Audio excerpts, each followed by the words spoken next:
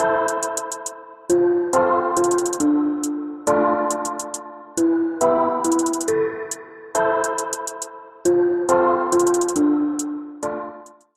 and welcome to the 6th edition of the ORF Kalpana Chawla Dialogue.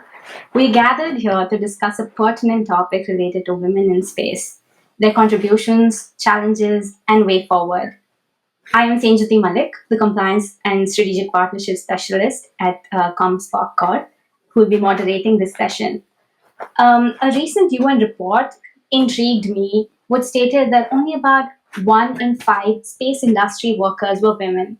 To highlight this and other issues surrounding the push for gender equality, joining me today are trailblazers in the space tech industry with unique areas of experience and highly motivated problem solvers. So I'd like to invite and welcome Nivedita Raju, the Associate Researcher at Stockholm International Peace Research Institute, SIPRI, Almudena Azcárate Ortega, Associate Researcher at the Weapons of Mass Destruction Program at United Nations Institute for Disarmament Research, UNIDIR, and Ashok GV, partner at Factum Law. Well, we saw that the theme for this year's World Space Week was also dedicated to women in space. So I would love to know from our panelists here that given your vast experiences, could you kindly throw some light on how women are actually playing significant roles in addressing space-related issues? I would love to start with you, Nivedita, and followed by Ashok and Almudena. Sure, and thank you to Observer Research Foundation for inviting me to this panel and hosting such valuable discussions.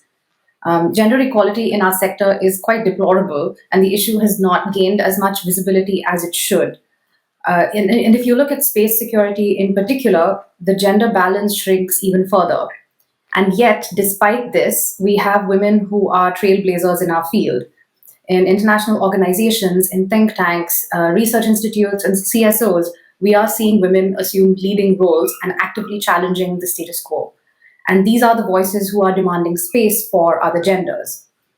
When we continue to say for all mankind or manned or unmanned, as is written in our space treaties, it actually amounts to erasure because it means that these activities, these benefits of space and the careers working in space, that these are not meant for us.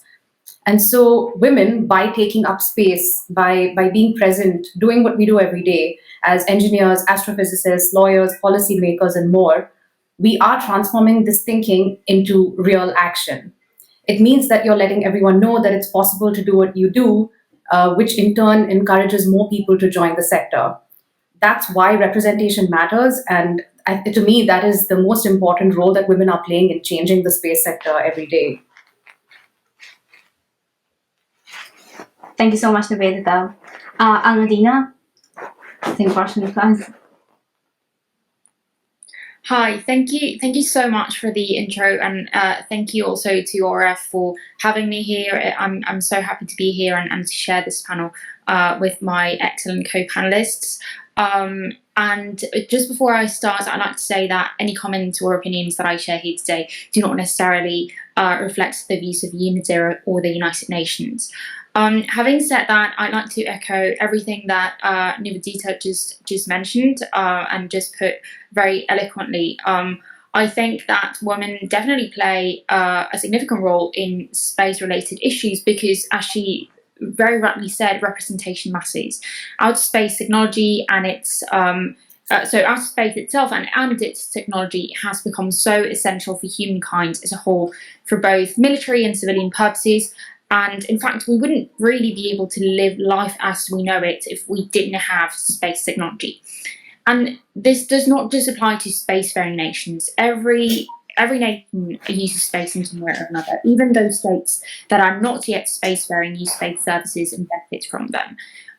Therefore, taking into account this essential role that space plays in our everyday lives, everybody involved should have its rights.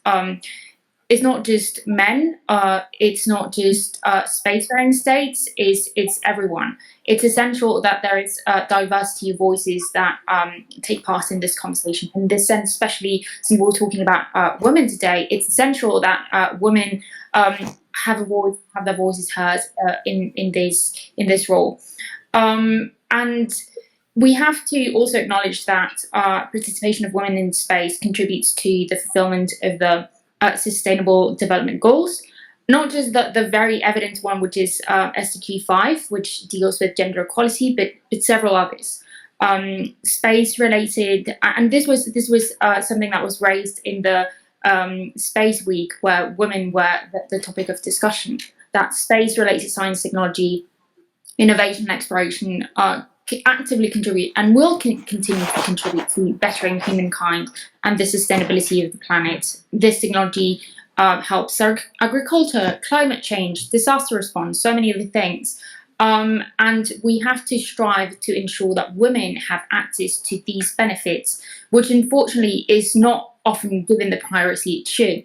And I think by having women take active roles in the space industry, in space policy and lawmaking, we can also shift the attention to women also receiving these benefits from space technology.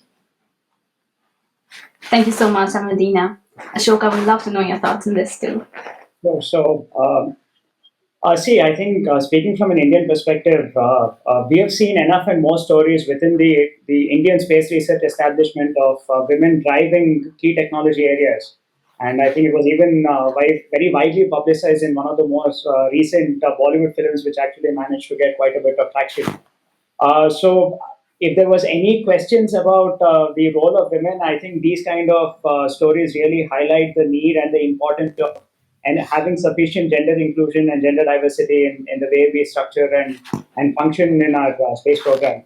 But that said, I think there are quite a few barriers of entry, especially some of which are associated with culture, some of which are associated with prejudices and biases. So I think those are things that we can deliberate upon.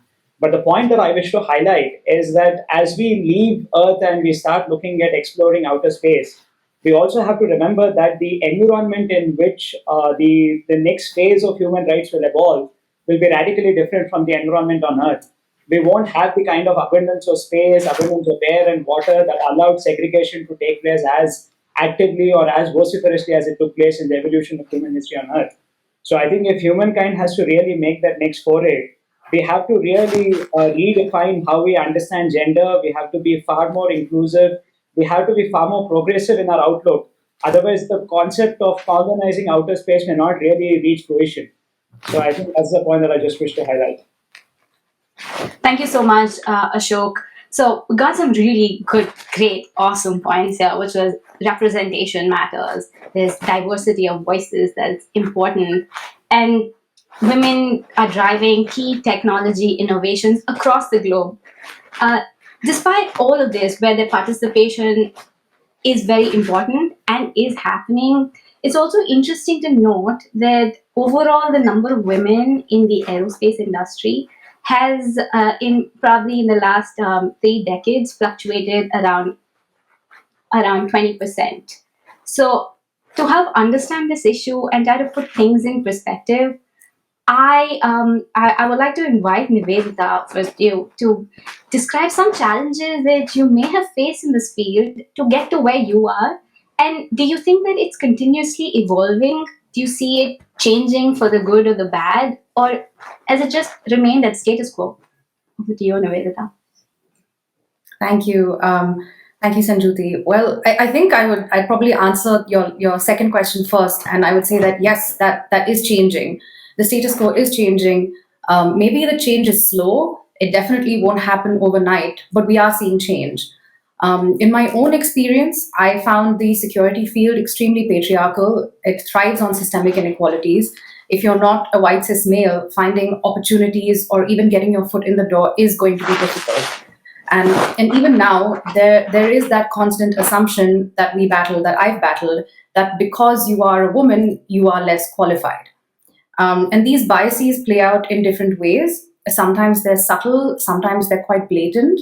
But I have to say that in the midst of all of this, what was incredibly reassuring to me was to find that it is women who are inviting other women into the room. And this is a cycle. Once you have that space to speak, so to speak, for marginalized communities, it is your responsibility to do that and to make sure that you're continuing to carry that forward. And those are the lessons that I've learned from the inspiring women in our own field in law and policy. And I suppose that that's the key lesson, and that's my key takeaway here, that you fight to get in, and once you're in, you fight for everyone else. That's like a great thought. Thank you so much, Nivedita, for highlighting that. And in the same vein, I would love to invite Almudena's thoughts here. Almudena, do you think there are regional differences in the understanding of women empowerment and diversity and inclusion in the space and broader tech industry, so to say? And does there happen to be like an unsaid threshold or evaluation scale of men versus women in their performance in this sector? And would you echo what Nivedita has mentioned? Well, as she did, I'm gonna answer your last question first. I definitely echo what Nivedita just mentioned 100%. If I could say, she literally took the words out of my mouth. To answer your other two questions, I'm unsure. Like, I don't have the statistics to give you a straight answer of whether or not this is a regional issue. But I could say that it's probable that in regions where achieving gender equality is more a priority, the gap between men and women is probably less. But what I can say is that I do think there is a sort of unsaid threshold or a different scale for women and men. At UNIDIR, we hosted a regional workshop for gender perspectives on arms control and disarmament for the Southeast Asia region. Gender and space security was an issue that was mentioned. One thing that one of the participants pointed out was that in the GDEs that have taken place relating to the issue of the prevention of an arms race in outer space, representation of women was not that great. It was about 20%, and this is bad, because obviously inclusion and diversity, as we've already discussed, when we deal with these issues, is a very important matter, because space security and space in general affect everyone. It was also noted during this workshop that women experts tend to be taken less seriously when it comes to the space security field. This is sometimes attributed to the technical nature of some of the discussions that we deal with in the disarmament arena. And this is something that can be also applied to not just space security, but other areas of arms control. And this is something that I can definitely confirm as having experience in my own life, in my own work. Some of it might be attributed to the fact that I haven't been part of the space security field for that long. Some of it might be because I'm still young. But some of it, I think it's definitely because I'm a woman. And this is something that has to change. On a more positive side, I do agree with Nivi that women that are more established than myself in the field have been an incredible help, and I look up to so many of them. In fact, the invitation for this event that I received was from Raja Gopalan, and she has been so great, such a mentor and an inspiration that I look up to. And other women like her definitely have opened the door for me and have given me the opportunity to have my voice heard. So that is something that I hope to continue myself when I have the chance to open the door for somebody else. And I think this is a trend that should definitely be continued. This belief that women are very competitive and that we fight each other in the professional arena, I think it's completely fake, at least when it comes to the space world. Women have been incredibly helpful to me, and I am so forever grateful for that. Thank you so much, Amu. And I cannot but help echo what you just said, that women are putting women through in this space and arena. But what I'm also hearing is that there are some misconceptions that are acting as barriers. And this would be a great segue for my question to Ashok, that what are some of these misconceptions people have about the gender representation in the tech field? And as a practicing lawyer, do you think that there are some legal remedies that could actually help combat these misconceptions, probably communicate them effectively?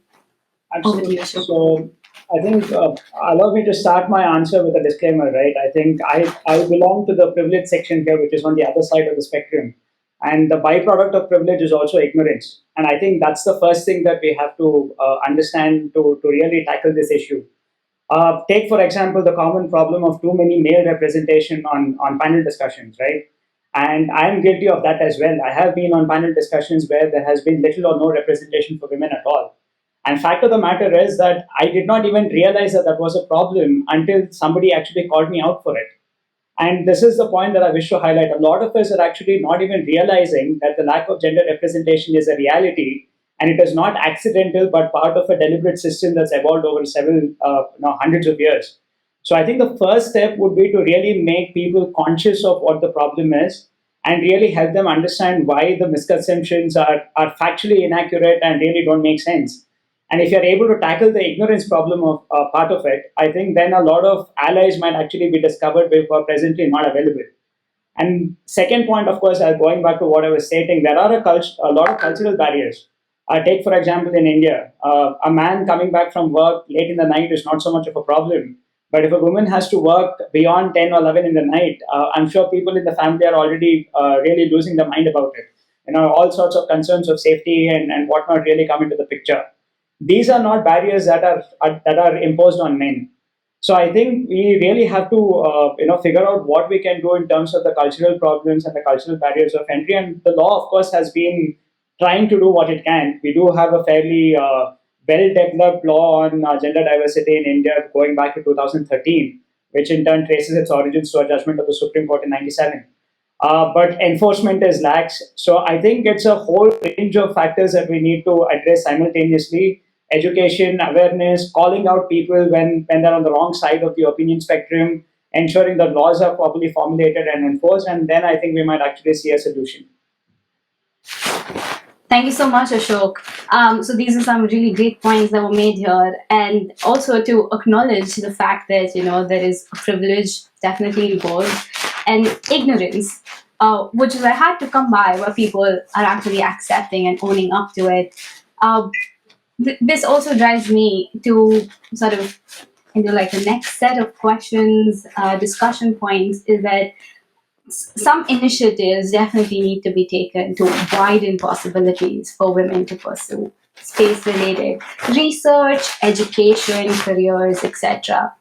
And this would be towards representing them better, because now we've established that there's certainly a lack that is there. So my first question on this note would be for Nivedita. Could you talk a little bit about the various different hats that you wear in addition to your job at SIPRI, and how important is it to be a multitasker in this field? And is it more important to be a woman and a multitasker than to being a man to be multitasking or not? Do you see this at all being a case? That's actually a really good question. For me personally, I wanted to find multiple avenues to work on both security and gender issues in the space sector. So through the UN Space for Women program, I mentor young girls interested in space at both the high school and undergraduate level. And it's an excellent program because it gives me the opportunity to help students navigate careers and opportunities at different stages in the space sector. And this is something that's vital. It's something that I wish that I had. I think Almu was so articulate when she summed that up, that when you're young and when you're a woman, these are barriers, these are issues that you face joining this field. I completed a stint with this action team called Peaceful Moon under the Moon Dialogues Forum through Open Lunar Foundation, and I was a research fellow on lunar security there.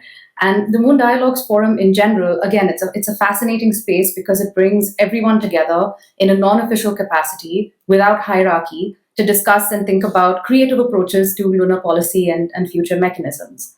And so it was kind of these spaces which led me to think about these issues and think about other forums and other platforms where we can talk about these issues. And that's also why I work at a nonprofit also called Space Code Foundation, which focuses on increasing accessibility to space law and policy. In addition to hosting events which are publicly available so that more students and young professionals can join, and in addition to those projects, we also host an interview series for women of color in space. I know how impactful it was for me to see women of color in different space careers and to see minorities being represented. So I wanted to create this platform that was a safe space for young women to share their experiences, where the rest of us could also learn valuable lessons from them. And there was also this wonderful nonprofit called Schools of Equality in Chennai in India. And this program works with a number of schools to recognize and correct various societal inequalities in the participants themselves. And it was this team that also made an impact on me and kind of pushed me to think more about how we can do this kind of work in our own field. And I think that that's necessary. I think Ashok has captured that sentiment beautifully, because the barriers, I think, are different based on each cultural context, based on each region, on each country. In India, caste is of course a huge barrier, and so I think that it's kind of driving me to think about these issues in different ways. And so, yes, to answer your question, though I wear many hats, I don't think it is necessary at the same time to be a multitasker, because as women, we put enough pressure on ourselves in addition to what society demands of us. I simply enjoyed these experiences because they led me to meet some phenomenal people, including women leaders in the space sector. And I've gotten to experience different work cultures, different approaches to problem solving. And most importantly, these experiences taught me that there are several ways to engage and shape discussions on security and gender in space. And of course, Raji, as Almu mentioned, is one of those leaders and is one of those people who is constantly inspiring us every day.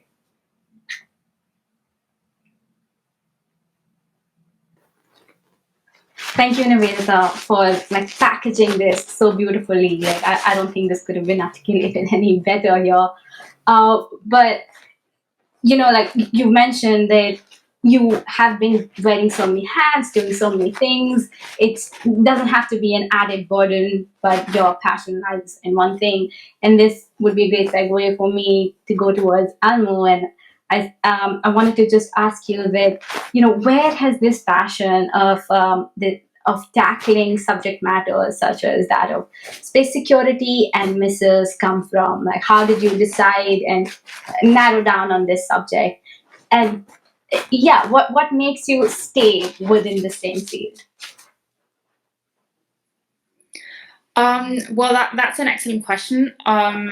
The fast and easy answer is that I am an absolute nerd. I love science fiction so much, Star Wars, Star Trek, all that.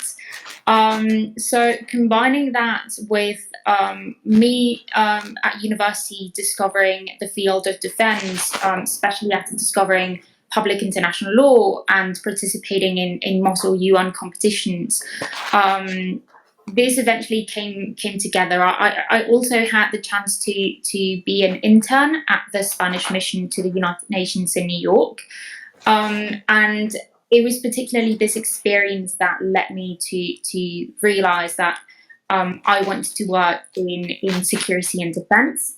But it's such a broad field that I thought to myself, what within this field do you think you could do to make a difference? I think that is a hallmark of our generation, the younger generation, that we want to work to be meaningful. We want to kind of leave the world better than we found it, that sort of spirit. So that's what led me to do some research, and I found that space security was something that existed, that I was not the only nerd out there that have thoughts about security implications for space. So that's definitely what pushed me to try to find a career and build a career in that field. I also have to say that one of the reasons why I chose to go that route and also stay there was because of the inspiring women that I found along the way. Seeing people that looked like me, that did the thing that I wanted to do was very inspiring. The first such figure that I encountered was when I was doing this internship at the Spanish mission that I mentioned, a diplomat named Victoria González Román. She, at the time, was the person at the mission who took care of everything First Committee related. And when I was interning, she was in fact the vice president of the First Committee for that year. And I got to go to First Committee meetings with her. It was such an incredible experience.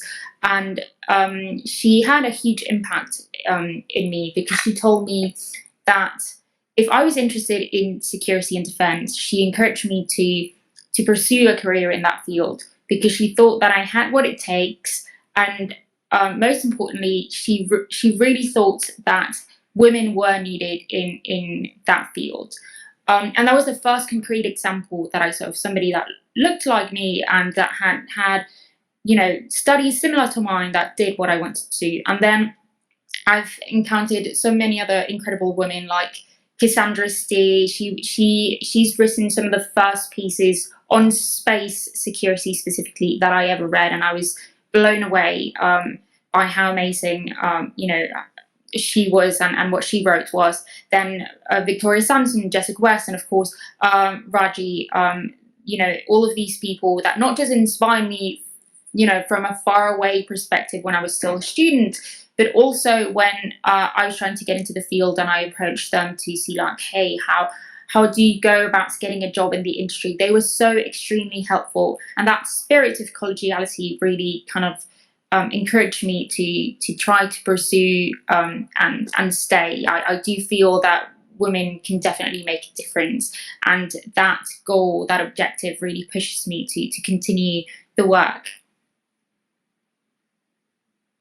Thank you, Almu, for those inspiring words and insightful thoughts. Ashok, from there, I just want to go towards, we heard a lot, everyone talking about, so did you we want to make a difference, leave a better word behind.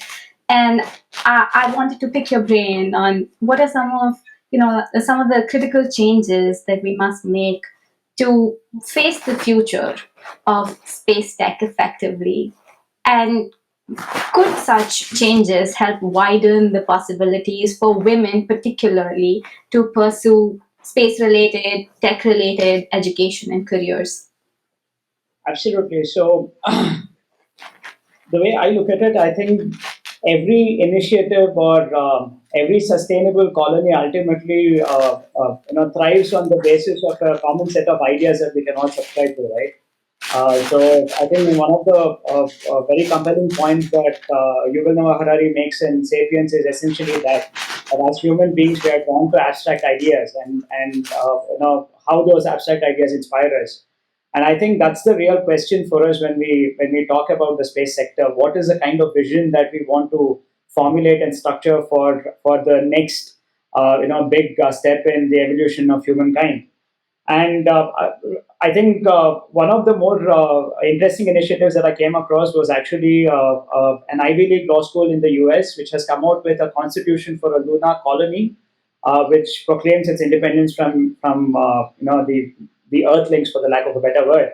And one of the interesting points within the constitution is that they equate the concept of sustainability of the colony with the question of diversity. And their entire approach was actually to ensure that if there is sufficient diversity in the way the colony is governed and run, then by definition it will also be sustainable. And I think those are the kind of ideas that will actually be important in terms of ensuring that the next leg of our history isn't as disappointing as the previous one. And if we can start with that and ensure that the evolution of domestic and international law reflects this kind of an ethos, I feel that that's half the battle already won. And I think ensuring sufficient representation of all kinds of voices would be a critical step in this factor. Thanks a lot for your thoughts here, Ashok. So, as we talked about, level playing field and bringing in more representations, who would be the stakeholders here, and who can actually implement those things? And this drives me back to whether international organizations play a significant role, some sort of role in bringing about sustainable and systemic changes and impact. Towards this, Nivedita, I wanted to turn towards you in asking that since you've worked on the Millamos, which is tending towards being a treaty, or we want it to be a treaty, something that has guidance power across nations. Can you describe how such handbooks and guidelines can actually influence IOs and nation states to bring about a systemic change? Yeah, certainly. In fact, I'll take this opportunity to emphasize again how it has been so challenging to develop new regulation at the multilateral level in space law. Almu can shed more light on this, of course, and how in the past the community has been so divided and kind of stuck on issues of definitions and interpretations of law and the form of regulation and how to move forward. And obviously, we can't stay that way forever. And for that reason, it's necessary to understand exactly what the law already says before we can fully explore what the law should be. And so before we go into the question of treaty or norms or binding, non-binding, we need to understand what those limitations of the law are. And manuals such as Millamos and WOMERA, they are the next step forward. Even from a customary international law perspective, they can help identify a state established or growing state practice for certain activities. And so in this way, the manuals can support and guide regulatory developments, both at the national and multilateral level in the future. And so in this way, I don't think the manuals are not going to make law themselves. The manuals are only going to support the development of future regulation. Thanks a lot, Nivedita. So you ended on a really good point that the manuals are only going to be supporting lawmaking in the process for international organizations or countries to take it on and act upon it. Almu, this is a great segue for a question to you, which is, what do you think are the most pressing issues for global space governance? As someone who's been working in the UN, would you have some practical recommendations that you can share with all of us that could ensure swift actions and that would have positive effects moving forward? Yes, absolutely. Thank you for that question. For those of you who might not know, Nivi already introduced the fact that the space security conversation at the international level has been a bit stuck. But last year, a resolution was introduced to talk about responsible and irresponsible behaviours in outer space.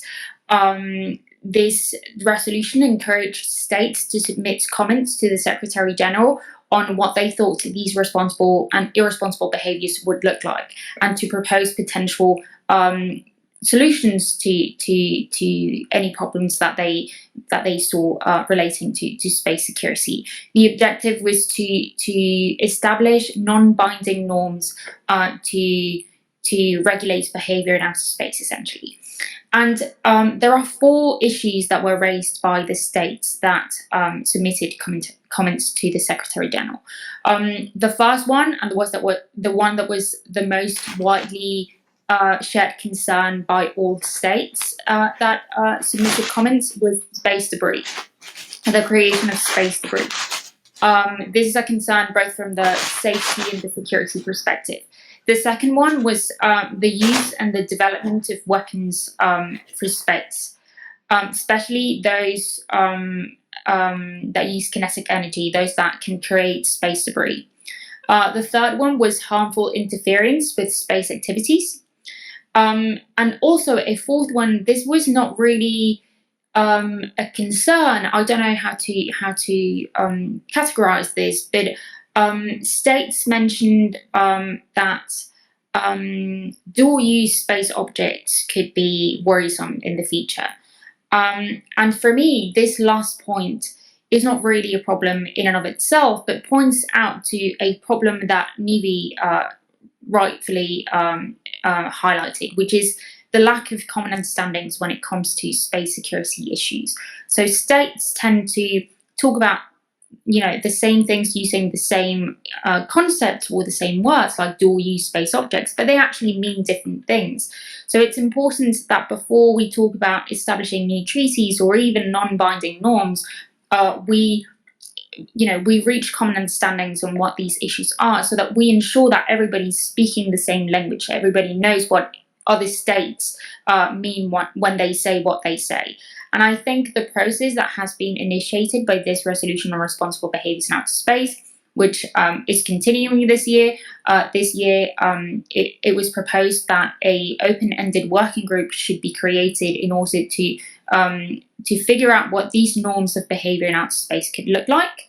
I think this is a good step forward and could address some of these concerns that I just pointed out, in the sense that it will help to build this common understanding that is very, very much needed in the space domain.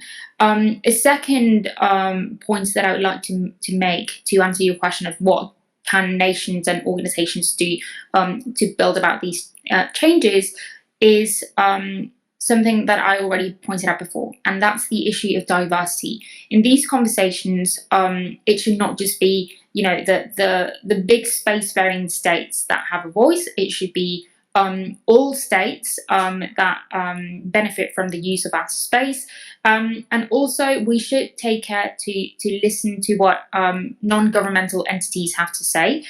Currently, 80% of space activities is by the space industry, by commercial actors.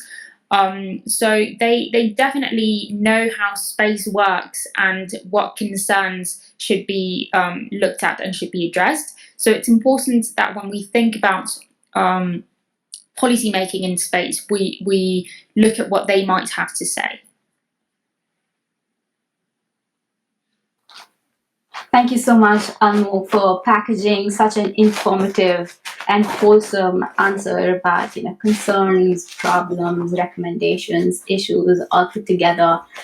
Now, just zooming out from it being specifically around the space issue, my next question would be for Ashok, that if we think about the geostrategic tensions at this point in this 21st century as being a competition of technology, what do nations and international communities need to do in terms of policies to ensure better stability across the board?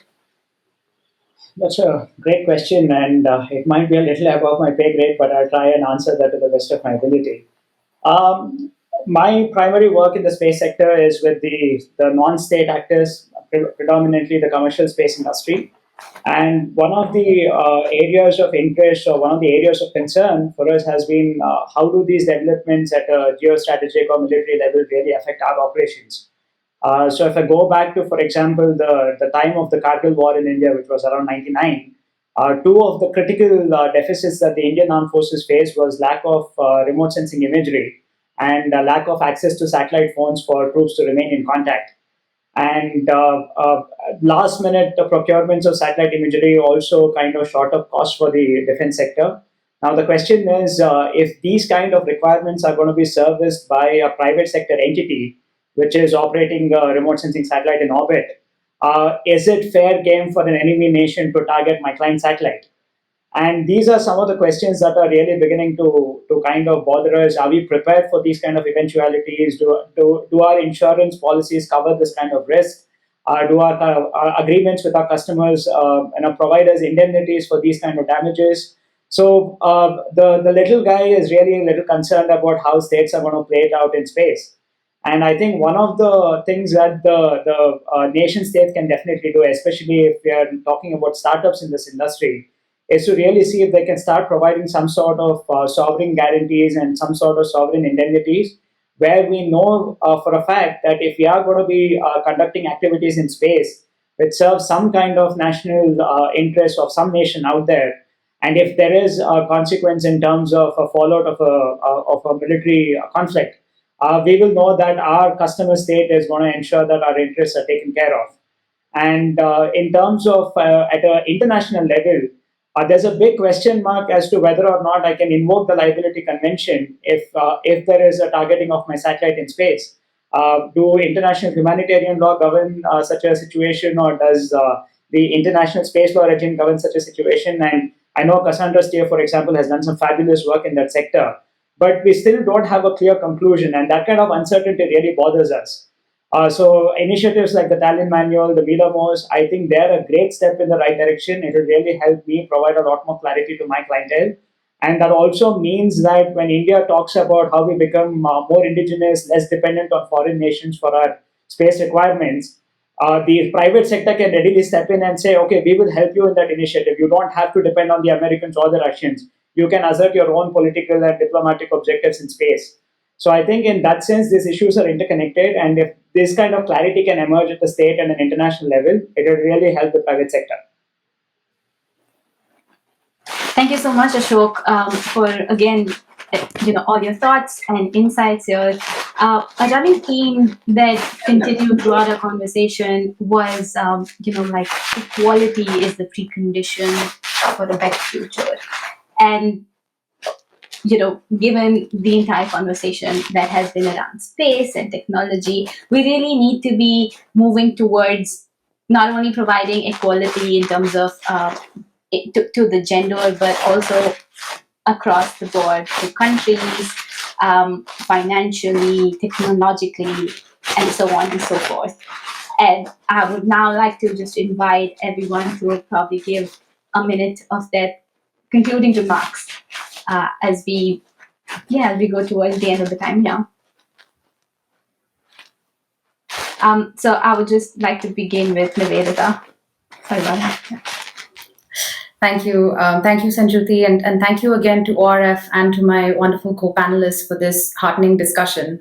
While the battle for gender equality in space is far from over, we do have some hope in the form of the women leaders who are kind of paving the way forward for us. And so, just like them, we need to find opportunities for collaboration, to support each other, and to invite more to join. And so I just like to end with one last reminder for women in space and for minorities everywhere in the sector. And it is that doing what you do, working every day, be proud of taking up space. Be proud of taking up that space at work every day, because that in and of itself is extremely valuable. And that is what leads to change every day. Thank you so much, Nivedita. I would hop on to Almud and your thoughts and your final comments. Yeah. Thank you so much. So I think that women in the space field are definitely here to stay. As Nivi rightly said, do not hesitate to take your space. But there are definitely some challenges towards gender equality that have to be overcome in the space security sector and in the space field in general, on many levels. So there are several things that could be done. For example, encouraging young women to engage in STEM fields, for example, or to do work in space policy, space law, profile women who are already working in the field and highlighting them as role models. I think events such as this one is really great because it gives women a voice, an opportunity to talk about these issues. And it also gives an opportunity to men as well to voice their opinions on gender equality, because it should be pointed out that gender equality is not just a woman's issue, it's an everybody's issue.